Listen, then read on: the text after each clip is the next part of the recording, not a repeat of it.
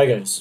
हाल फिलहाल में राहुल गांधी ने अपनी विशेष टिप्पणियां दी हैं इंडिया चाइना बॉर्डर डिस्प्यूट को लेकर। राहुल बाबा ने कहा है कि पूर्वी लद्दाख में जो चाइना ने इंडिया के ऊपर हमला किया और वो घुस आए, वो इसीलिए घुस आए क्योंकि पिछले 50 साल के कंपैरिजन में इंडिया की इकोनॉमिक पॉलिसी, फॉरेन स्ट्रैटेजी और पड़ोसियों के साथ जो रिश्ते हैं वो सबसे ज़्यादा कमज़ोर हैं।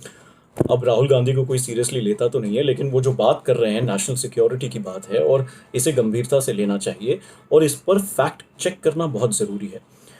तो क्या इसका मतलब ये है कि चाइना हम पर कभी भी हमला कर सकता है और हमें हरा सकता है? क्या इसका मतलब ये है कि हमें चाइना से डर कर रहना चाहिए? क्या इसका मतलब ये है कि उनके ग्रेट ग्रैंडफादर जब प्रधानमंत्री थे श्री जवाहरलाल नेहरू जी, उस समय चाइना ने 1962 में इंडिया को हराया था, तो क्या वो दोबारा हमें हरा सकता है? जी नहीं। ना तो ये 1962 का भारत है और ना ही अब देश, दुनिया और सरकारें विस्तारवाद के युद्ध से चलती हैं। Let me be absolutely clear when I say this. China cannot afford to take a war with India. चीन भारत से युद्ध करने की हिम्मत कर ही नहीं सकता। इसके 10 बड़े कारण मैं आपको बताऊंगा। कई बड़े कारण हैं, लेकिन मैं 10 संक्षिप्त में आपको कारण बताऊंगा। सुनते रहिए और ध्यान से सुनते रहिए। दोस्तों, पहला बड़ा कारण है the lack of motivation in the PLA. Chinese army का नाम है द पीपल्स लिबरेशन आर्मी, यानी पीएलए।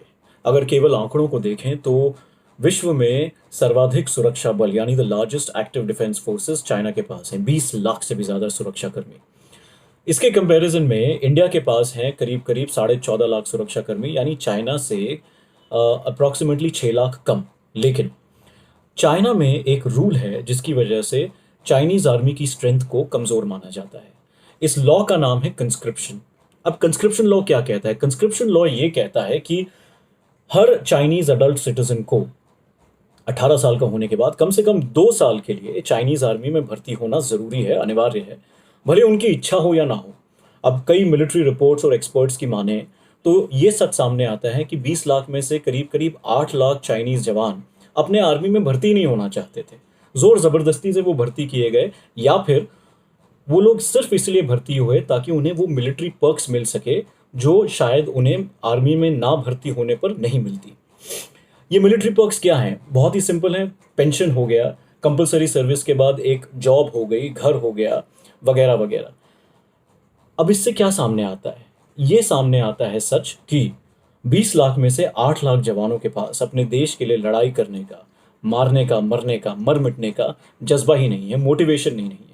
नेशनल सिक्योरिटी की भावना, पेट्रियोटिज्म की भावना उनके दिल में है ही नहीं। जबकि इसके कंपैरिजन में with 14.5 lakh armed soldiers, the Indian Army is the largest voluntary armed unit in the world। यानी 14.5 लाख में से हर एक जवान अपनी मर्जी से खुद भारतीय सेना में भर्ती होता है। राष्ट्रीयता की भावना चरम सीमा पर रहती है उसके दिल में, और वो अपने देश के लिए मारने और मरने के लिए हमेशा तैयार रहता है। दूसरा बड़ा कारण ये है गाइस, वेस्टेज ऑफ ट्रेनिंग।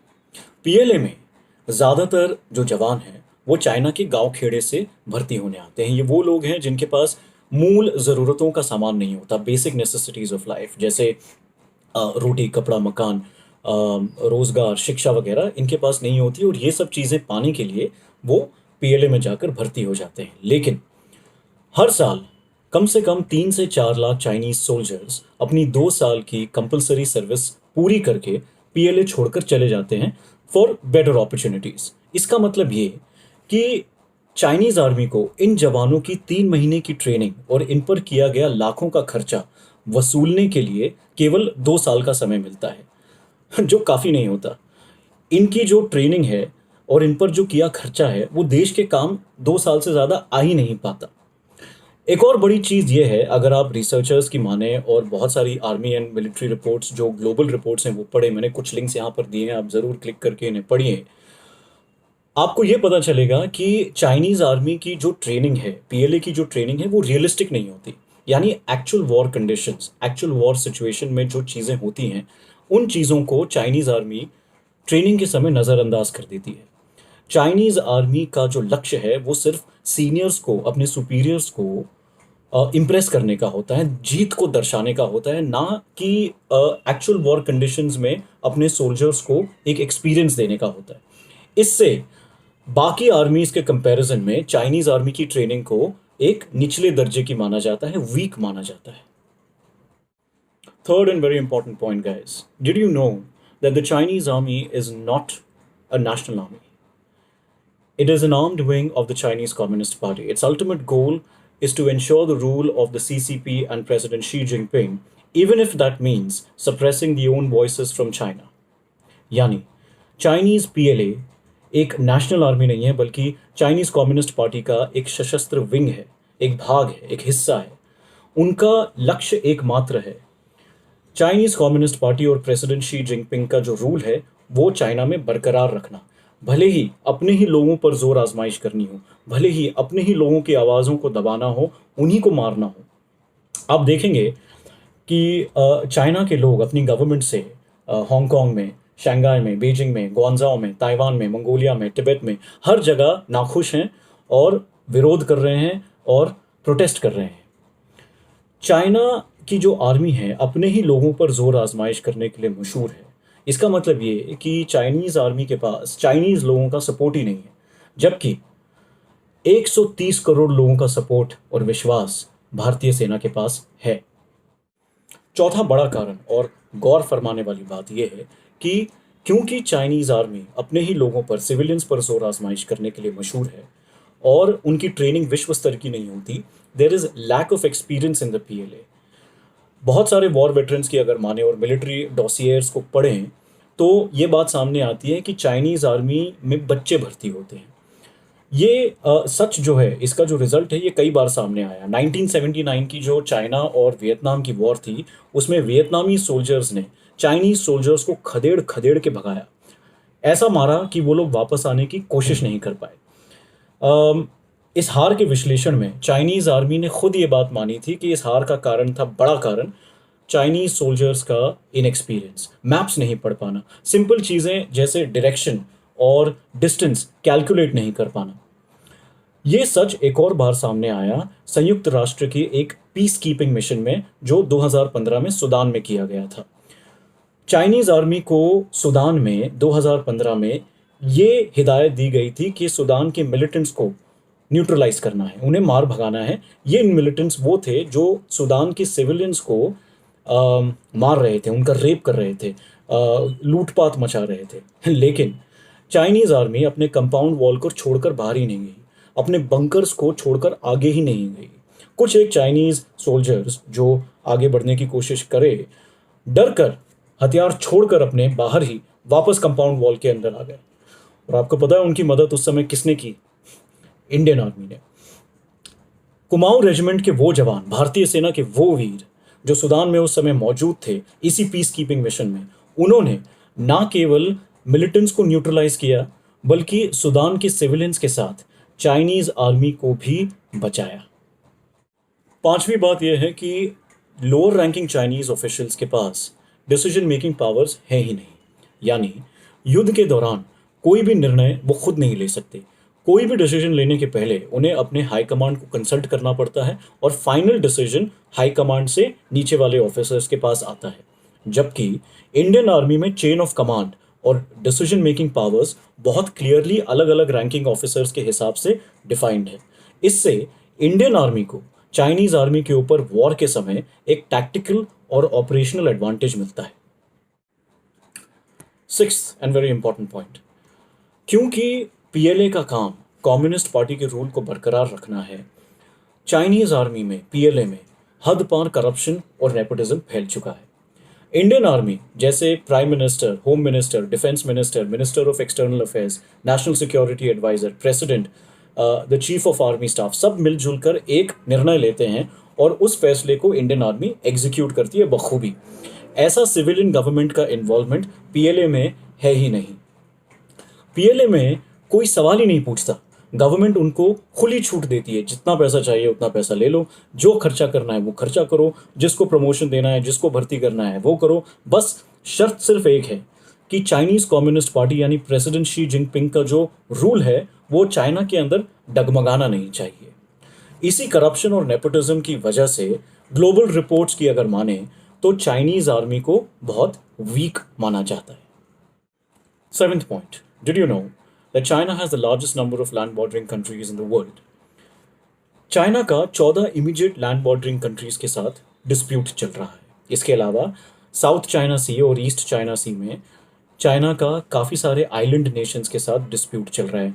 अगर मैं कुछ नाम आपको गिनवाऊँ तो Japan, Vietnam, Laos, South Korea, Taiwan, Brunei, Malaysia, इन सब देशों के साथ चाइना का डिस्प्यूट चल रहा है। अगर मोटे मोटे आंकड़ों को जोड़ें तो कम से कम 19 देशों के साथ चाइना किसी ना किसी लेवल पर वॉर के साथ एंगेज हुआ पड़ा है। अब इतने सारे देशों के साथ लड़ने के लिए तो 20 लाख क्या, मेरे ख्याल से तो 50 लाख सोल्जर्स भी काफ़ी नहीं होंगे। इनके कंपैरिजन में, चाइना के कंपैरिजन में इंडिया सिर्फ एक देश के साथ वॉर में एंगेज्ड है और वो है हमारा खोया हुआ बेटा पाकिस्तान। पाकिस्तान को छोड़कर बाकी हमारे जितने भी नेबरिंग कंट्रीज़ हैं वो ज़्यादातर शांत है और हमारे फ्रेंडली रिलेशंस हैं उनके साथ। अभी हाल फिलहाल में जो नेपाल थोड़ा बहुत फुदक रहा है वो फुदक कर चुप हो जाएगा, शांत हो जाएगा बहुत जल्द। और अपने अगले वीडियो में मैं आपको बताऊंगा कि नेपाल क्यों फुदका और क्यों शांत भी हो गया। आठवां बड़ा मुद्दा ये है गाइस कि कोरोना के बाद चाइना के पास कोई फॉरेन एलाय बचा ही नहीं है। सिर्फ दो दोस्त हैं चाइना के पास आज की तारीख में, वो है पाकिस्तान और नॉर्थ कोरिया। और हम सब जानते हैं कि पाकिस्तान और नॉर्थ कोरिया दो ऐसे देश हैं जो देश कहलाने के भी लायक नहीं है। अगर आप न्यूज़ को फॉलो कर रहे हैं तो United States of America, Russia, पूरा का पूरा South East Asia, Central Asian countries जैसे Afghanistan, Kyrgyzstan, Tajikistan, Mongolia, Asian countries के अलावा अफ्रीकन कंट्रीज़ जो इकोनॉमिक कलोनियलिज्म का शिकार हैं चाइना की वजह से, ये सारी की सारी कंट्रीज़ चाइना का आज की तारीख में विरोध कर रही हैं। एक ऑस्ट्रेलिया था जो चाइना को सपोर्ट करता था, लेकिन कोरोना की वजह से ऑस्ट्रेलिया भी एक नया दुश्मन बनकर सामने आया है चाइना के खिलाफ। एक नया दोस्त बनाने की कोशिश कर रहा है चाइना आज की तारीख में। उस दोस्त का नाम है ईरान, लेकिन ईरान खुद एक वीक नेशन है। इजराइल और यूएस के खिलाफ ईरान अपने आप को सशक्त कभी नहीं कर पाया है। इसलिए अगर कोई संधि, अगर कोई बायलैटरल ट्रेड या ट्रीटी इन दोनों के बीच में होता है, चाइना और ईरान के बीच में, तो उसे ग्लोबल लेवल पर इतना बड़ा नहीं माना जाएगा।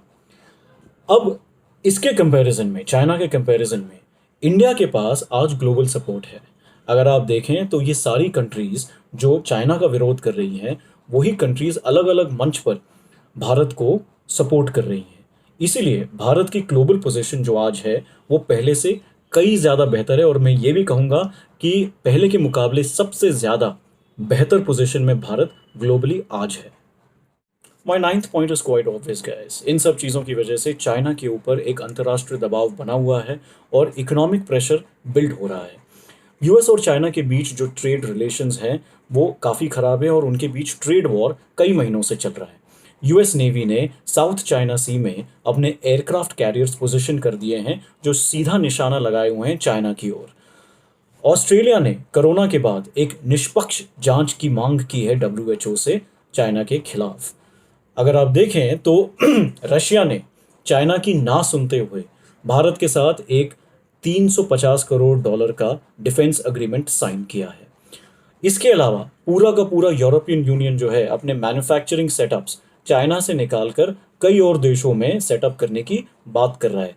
चाइनीज़ कंपनीज जैसे कि अलीबाबा ग्रुप और फॉक्सकॉन ग्रुप जो आईफोन बनाती है, ये सारी कंपनीज अपने आप को चाइना से अलग करने की कोशिश कर रही है।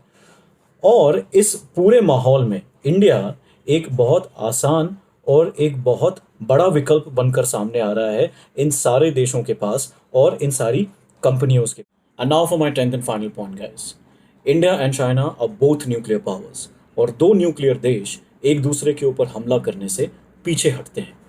वो पीछे इसलिए हटते हैं क्योंकि अगर किसी एक देश ने दूसरे देश के ऊपर न्यूक्लियर बॉम्ब छोड़ दिया तो उसका भुगतान पूरे के पूरे विश्व को करना पड़ेगा। हम सब जानते हैं कि जो न्यूक्लियर डस्ट है, जो न्यूक्लियर वेस्ट है, वो कितना ज़्यादा रेडियो एक्टिव होता है और वो कितने दूर तक जा सकता है। इसीलिए दो न्यूक्लियर देश कभी भी एक दूसरे के ऊपर हमला करने से कतराते हैं और हमेशा पीछे हटते हैं। जाते जाते मैं यही कहूँगा guys that war is never a solution. और मैं ये दावे के साथ कह सकता हूँ कि भारत जंग नहीं चाहता, चाहे किसी की भी सरकार रहे। भारत ने कभी जंग की पहल नहीं की। लेकिन अगर कोई अंदर घुस आए तो क्या करें? थाली में सजा के अपना मुल्क दे दें उन्हें? This is also not an option. हाँ, माना कि चाइना के पास ज़्यादा बड़ी आर्मी है, उनके वेपन्स हमसे ज़्यादा हैं, आर्म्स एंड एम्यूनिशंस हमसे ज़्यादा हैं, लेकिन इससे कोई फ़र्क नहीं पड़ता, क्योंकि इंडिया के पास है मोटिवेशन, ऑर्गेनाइजेशन और ग्लोबल सपोर्ट। और चाइना के जो 10 बड़े डिसएडवांटेजेस हैं जो मैंने अभी आपको इस वीडियो में समझाए, उससे उनकी पोजीशन बहुत ज़्यादा कमज़ोर है। इसलिए राहुल गांधी की बात पे ज़्यादा विश्वास ना करें, निश्चिंत रहें, आराम से सोएं। बस ये प्रार्थना करते रहे कि हमारे मुल्क में, हमारे देश में ऐसे ही शांति बनी रहे, हमारा देश जो है प्रगति पथ पर, विकास के मार्ग पर चलता रहे और हम सब खुश और कामयाब रहें।